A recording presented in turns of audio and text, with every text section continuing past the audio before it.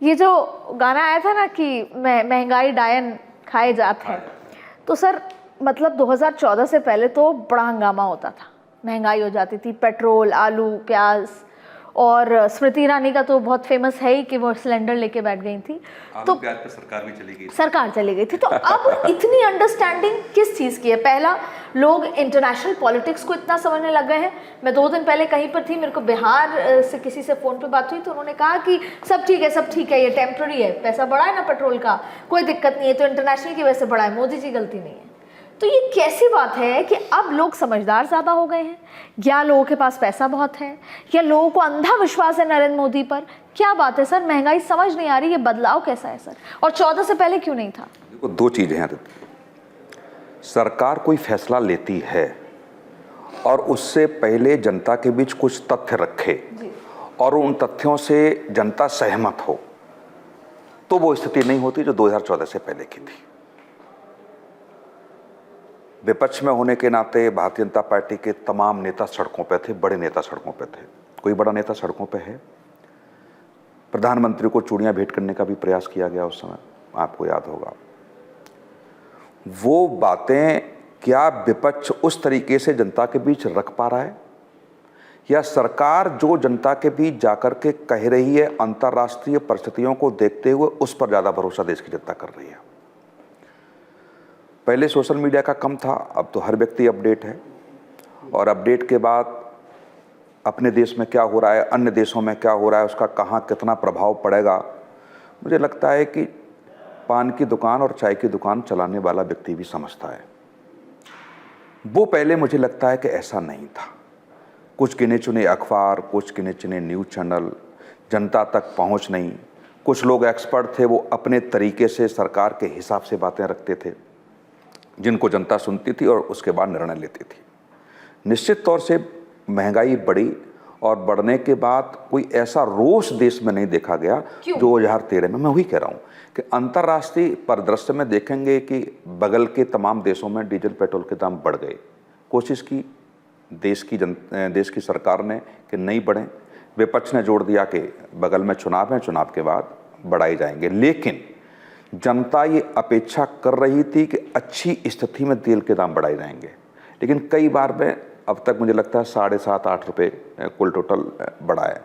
लेकिन जनता को जहाँ तक हम लोगों ने चर्चा की, बात की, तो लगभग वो मारने थे 15 से 20 रुपये पर लीटर के हिसाब से बढ़ाएगी, इतना प्रभाव हो सकता है, लेकिन नहीं हुआ।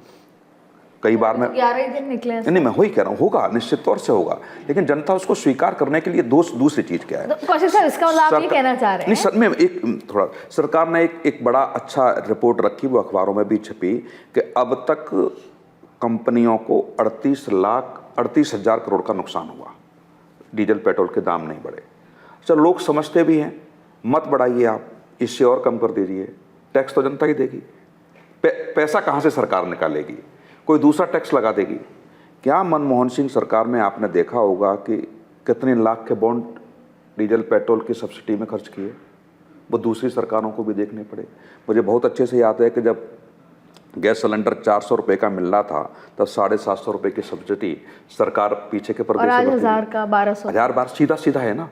पहले भी वही रेट थी, पहले कम रेट थी क्या?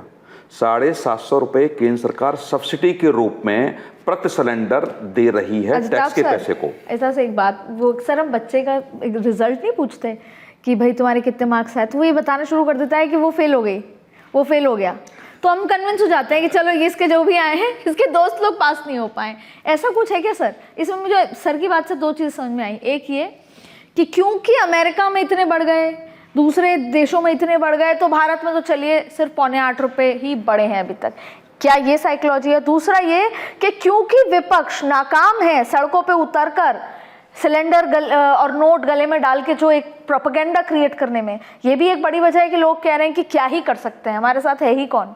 यही वजह है। कुछ बातों से मैं कौशिक साहब से कुछ हद तक सहमत हूँ।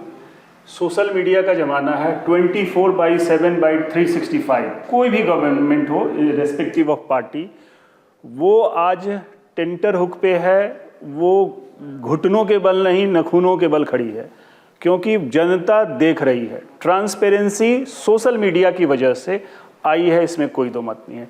चीज़ें चाहे दुनिया में कहीं हो रही हो या गांव में कहीं हो रहा है, आज के दौर में सब विजिबल है।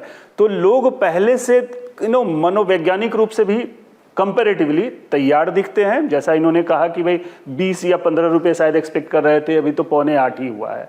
तो एक तो वो माइंडसेट हो गया है। दूसरी तरफ जो अभी विश्व का परिदृश्य है, चाहे आप आर्थिक महामारी की बात कीजिए, हमने तो इससे ज़्यादा महामारी जो हम देखे हम कोरोना के समय में, तो जनता उससे भी मोर और लेस वाकिफ़ है। मीडिया, सोशल मीडिया, डिजिटल का घर घर तक तो पहुंच गया है, गांव गांव में है ये।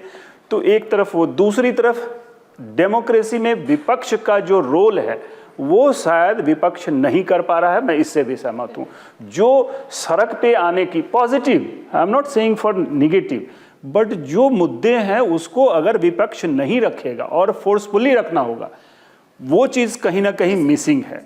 तो ये दोनों रीजन मुझे लगता है। मेघनाथ सर, इंटरनेशनल मुद्दों पे बढ़े उससे पहले ये जो एक समय मैंने वो भी देखा था कि उत्तर प्रदेश चुनाव के आसपास का जिक्र था कि 500 रुपये लीटर भरवा लेंगे हम पेट्रोल, लेकिन हमें चाहिए भाजपा। अब 100 के पार तो दिल्ली में भराना ही पड़ रहा है। तो वो सेंटिमेंट भी कि जनता तो 500 रुपये के लिए भी तैयार है, लेकिन चाहिए भाजपा, क्योंकि भारतीय जनता पार्टी वो 370 और वो तमाम चीज़ें कर देती है जो लोगों की डिमांड है एक बड़े तबके की। हाँ आदित्य, देखो मैं तो पॉलिटिकल एस्पेक्ट, मतलब महंगाई वर्सेस प्रोपेगेंडा में प्रोपेगेंडा जीतता है। मैं जो बोलूँगा आदित्य, बतौर एडमिनिस्ट्रेटर बोलूँगा, और एडमिनिस्ट्रेशन में हमें हमेशा सिखाया गया है कि बीच बीच में ब्रेक मारने की या धक्का देने की ज़रूरत पड़ती है, लेकिन हमें सिखाया गया था कि धक्का आस्ते आस्ते दो। जैसे मैं एग्जांपल बताता हूँ, हमारे स्क्वाड में एक पायलट की इजेक्शन के बाद ज़मीन से उल्टा इजेक्ट किया, ज़मीन से टकरा गया, ही डाइड इंस्टेंटली। तो हम उसके, जब हमारे कमांडिंग ऑफिसर की वाइफ उसकी वाइफ से मिली, तो ऐसे जाके नहीं बोलते कि आपके पति मारे गए। पहले ऐसे बोला जाता है, कमांडिंग ऑफिसर की वाइफ जाती है उसके घर में, बोलती तुम्हारे पति का ना इजेक्शन हो गया है, अब वो तैयार है। 4-5 घंटे के बाद उसको आस्ते से बताया जाता है कि अस्पताल में है, और फिर 2-3 घंटे के और बाद बोलते कि वो सीरियस है, और फिर आस्ते से धीमे से 3-4 लेडीज़ जैसे उसके कान में बोलती हैं कि मारे गए हैं, योर हस्बैंड इज़ नो मोर। तो हाँ, ये एक एडमिनिस्ट्रेशन का तरीका होता है। तो एक तो देखिए, विरोधी पार्टियों का जो रोल है मैं ज़्यादा कमेंट नहीं करूँगा, और मोदी जी का मैं समर्थन नहीं करता हुआ नज़र आना चाहता, लेकिन उन्होंने बहुत अच्छी तरह से पूरे पर्दे को, पृष्ठभूमि को कंट्रोल किया है।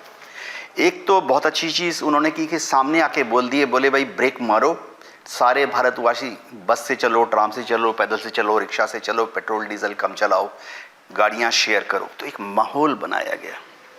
एडमिनिस्ट्रेटिव तरीका है, जनता के मनोभावना को समझकर उनको आने वाले समय के लिए सुंदर शब्दों में बताना पड़ता है कि कमर कसने के लिए तैयार हो जाओ। दूसरा देखो, एक बहुत मास्टर स्ट्रोक नहीं कहूँगा, छोटे छोटे स्ट्रोक लगाए गए।